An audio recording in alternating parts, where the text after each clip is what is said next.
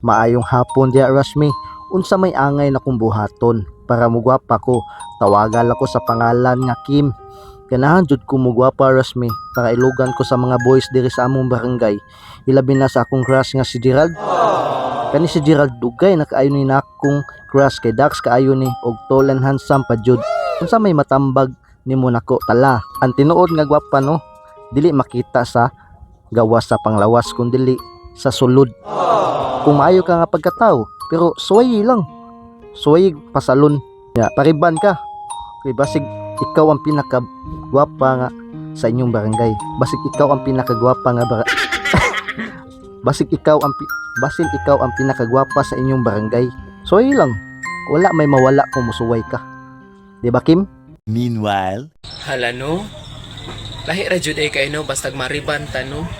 Mulutaw jud ang ato ang pagkamistisa.